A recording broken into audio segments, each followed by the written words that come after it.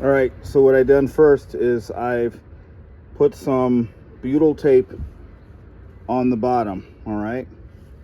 And then also what I've done is I have administered this lap sealant in between the seams here, because I'm permanently going to be affixing a door here either side. We're removing the roll-up door and we're just going to have a regular little anonymous door here.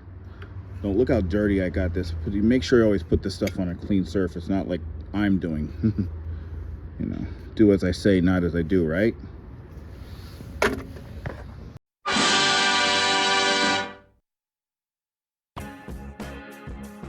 is it rolling? Okay.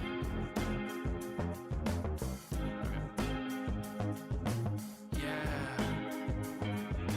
Grab my terry fold flaps. Grab my flappy folds. Grab my terry folds.